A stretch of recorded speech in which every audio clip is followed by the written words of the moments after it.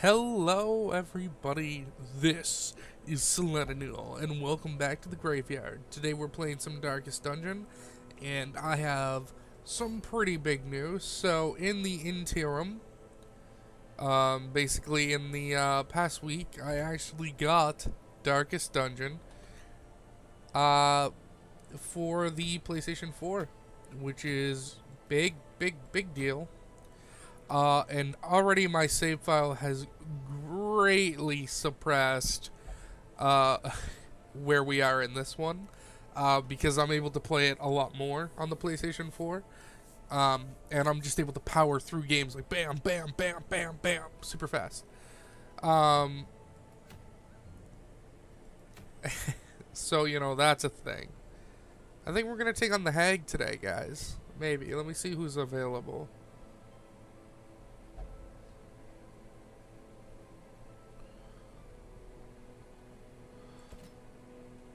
We could take Lars. Let me see what Boba can do. That's useless. That's useless. Alright, we're not going to take Boba in this fight.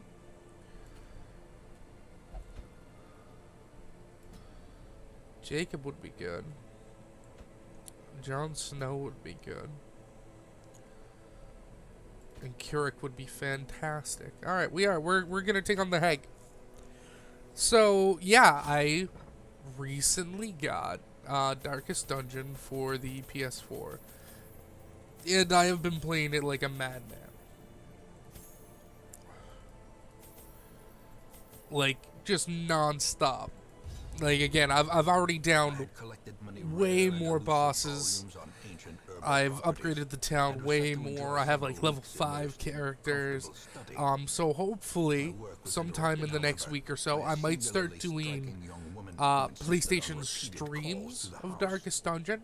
Now, I'm not going to replace Tuesdays and Thursday uploads with this. And the save file isn't the same. So, I mean, that's not something that's going to happen. So it is going to be a different save file.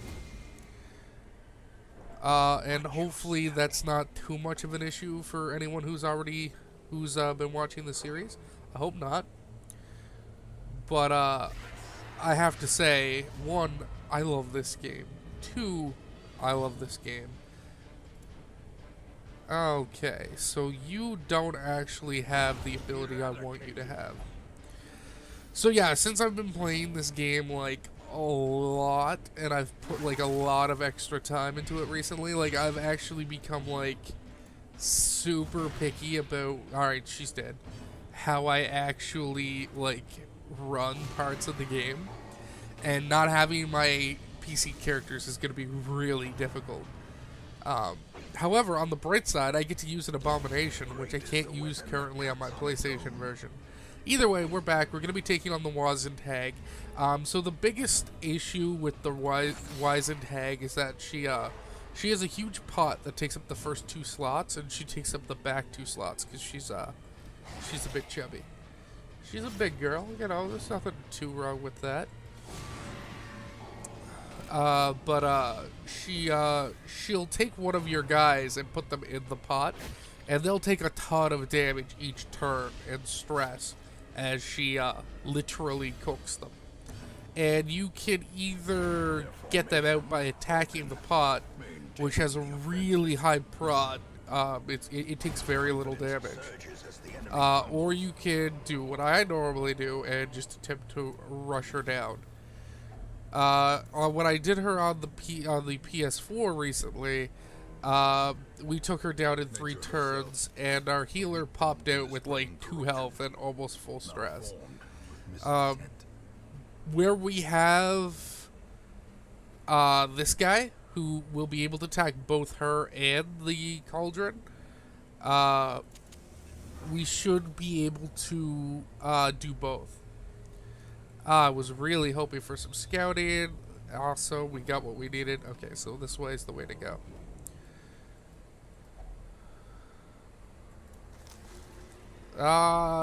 Good, you resisted the blight. But yeah, I love Darkest Dungeon, guys. Like, I cannot begin to tell you enough how much I love this game, especially the art. The art has to be like the best thing on it. Oh, but he has the target whistle. Okay, that's still good. So my Houndmaster, the Houndmasters have a move where they're able to cause an attack on the entire enemy row, and they're able to affect a very weak bleed. I really like that ability, and when we get back to town, in between this video, Thursday's video, and Tuesday's video, we'll probably go to the guild and unlock that for Jon Snow here. Because it's a very useful ability, and it's better than the one that'll give him prod. So, or at least more useful. We really need portraits. We need like 15 portraits to get the next upgrade to the town, and we only have like 3. Oh, Jacob, you're doing so good. Team Jacob for life, everybody. Oh, Bella, you chose wrong, girl. This is awesome. This is how fights should be. Keurig, may you rip, man, but you're so good. That overconfidence is a slow and insidious killer. Alright, let's pop a little bit more light.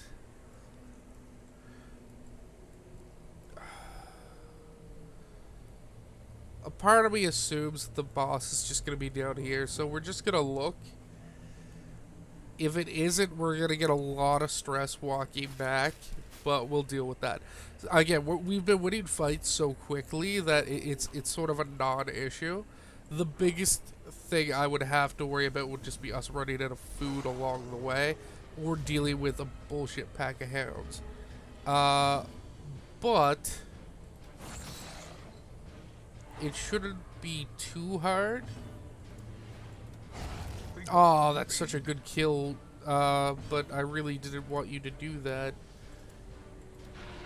The reason we didn't want him to kill that dog was because he made it so that Lars, our healer, Lars has a attack that it hits 2 targets, but it's the back 2. And because Jon Snow killed the first dog, it pushed them forward, so there was no longer someone in the very back space, and it reduced the amount of damage we could deal. Sure, he reduced the amount of targets that we had to deal with, but it's still like a negative. I actually wanted to attack the other one, but that's alright. You can actually heal yourself. Crit for 14, perfect. Even if you bled, that would still be just too sick. That's a good whip. And you can see that these guys now, with their upgraded gear, are doing really well. Bash. Oh, so good.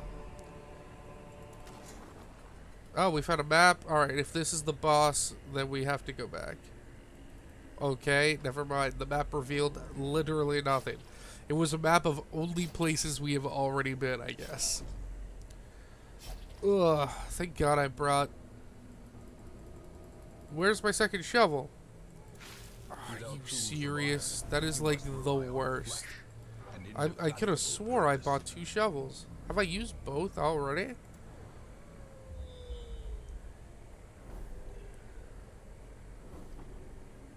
Alright, I'm still gonna go this way thinking it's the correct way.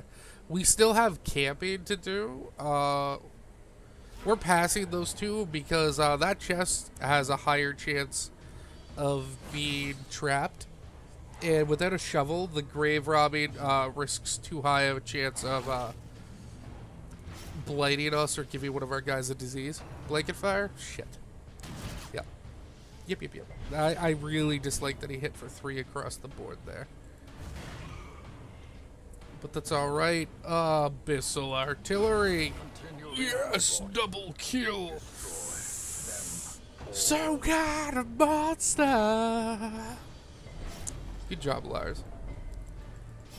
Drum solo. This monster lives. It's a whip. The reason we're not transforming our A-bomb is because there's really no reason to right now. It's that simple. And the longer we go without ever transforming him, the less stress the party will have as a whole. Though it is a little bad because if we actually transform him and get some kills and he doesn't get hurt, he'll actually heal when he transforms back. So he could be healing right now, but it's such a non-issue at this point that I'm not concerned with it. Prodigious size alone does not Especially when he's landed whips like that. Holy snap, that was a super valuable fight. You know what? I think we're actually going to give that to Jacob.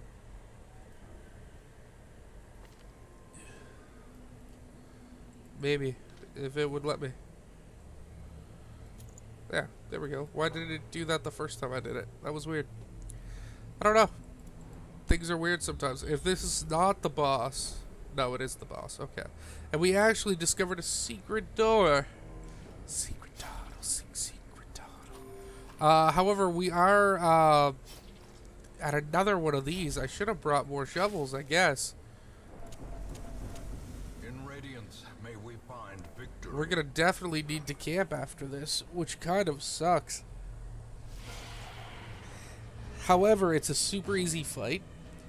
Those two girls in the back have really low damage. Their biggest thing is that they cause stress. And stress isn't that much of an issue because we haven't camped yet. So we're going to get all the stress relief of camp and using abilities. The most of our time camping is probably going to be going to Keurig, giving the team buffs. Because Man-at-Arms, when camping, can like buff a team up to be crazy. Oh, that crit though. That crit though, yo. That was really good for us. Honestly, it's not even the fact that he crit. It's just the fact that it died before it had a chance to spawn another one of itself. This one, thank you. The reason we wanted to focus this one because it hadn't taken its turn yet. So that means it's actually able to we get hit one time less, basically. I think Lars actually leaves a mark with this. Yeah, it does. And the mark target increases this. It gets plus 60% damage. We're going to use a skeleton key. Excellent. We only have 2 portraits, though. That's crazy. Alright, we're going to camp. We're going to eat the most food. And see, everyone's at full. Stress has mostly been dealt with. That's not needed. This is needed. This is needed.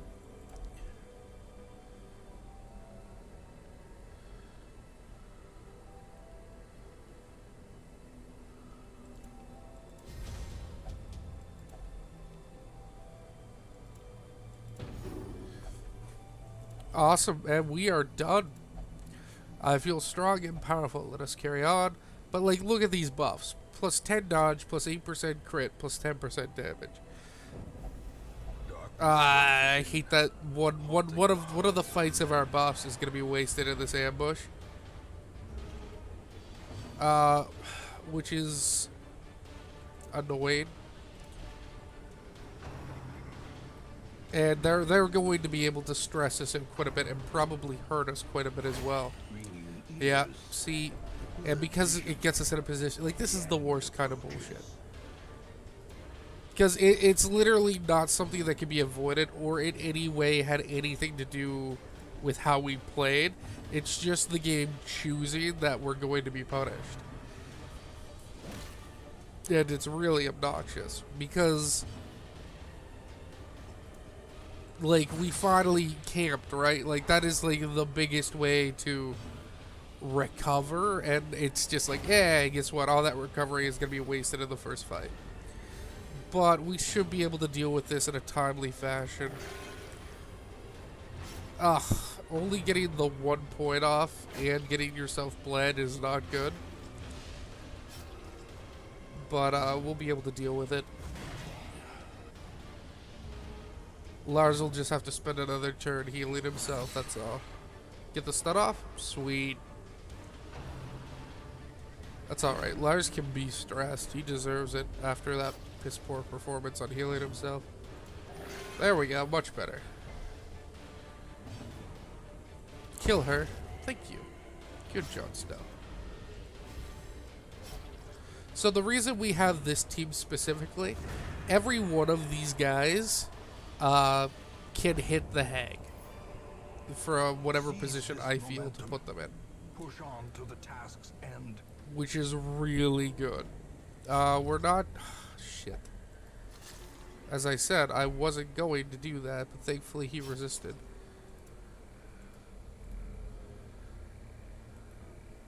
Secret tunnel, an ancient artifact. Oh, wow, these are really good. Plus 13% prot. So we're actually going to put that on here. Yeah. The Baristan's head. Judia's head, plus 30% healing skills. But these also increase how much stress we're taking. But his healing's now going to heal a third better, which is just really good.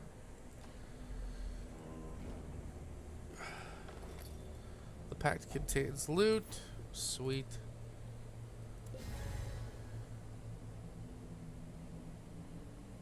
Oh wow, that gives a whole bunch of debuff resistances. Oh wow, I didn't even mean to do that. We're very lucky he disarmed it. So, boss time. Are you ready for this? There she is with her meat pounder, if you know what I mean. We're gonna transform. Right away.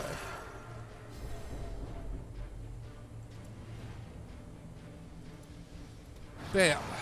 15 points. It's super good. Her health is honestly not that great. However, she did just put our tank in the pot, which is the worst. Because he has some crazy damage. That's a stress move. Yeah, he's gonna freak out. Lars, be good for the first time in your life. Nope. That's alright. I'm not that concerned. Him being selfish isn't going to stop these two from being able to just kill her. He will mark the pot. We do want to try and get Kurik out of there.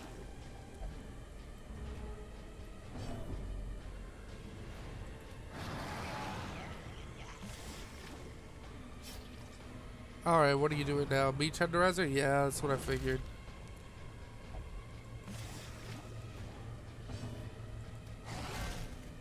Yeah, we should be able to get him out of the pot soon.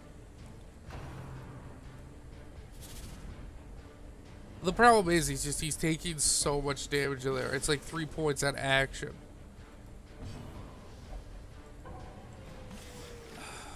Really? Yeah, Kurik is at death's door. However, when he's at death's door, it does spin him out of the pot, which is also not good because it means it puts someone else in the pot. I think they've actually like increased how much damage the pot does, because I'm pretty sure it wasn't a per action thing before. I'm pretty sure it was like a turn thing. See, like taking that 3 damage every action is like crazy.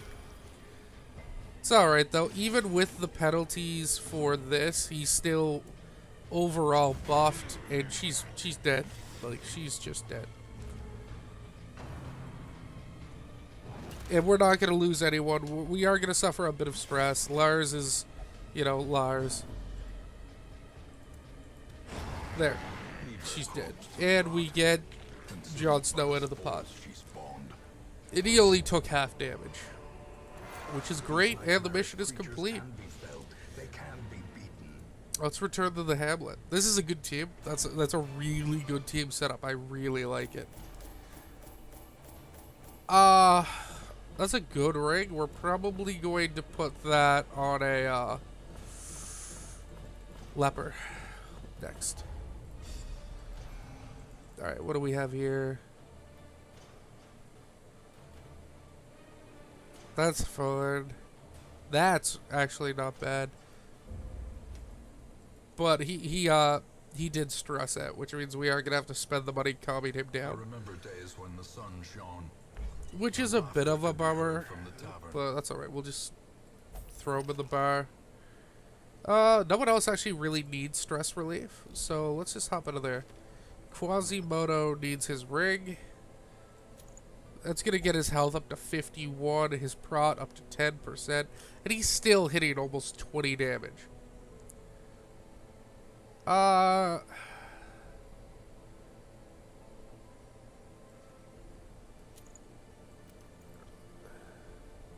That would literally just cancel out that. This honestly isn't that bad. Having speed 2 but prot 15, I can accept that.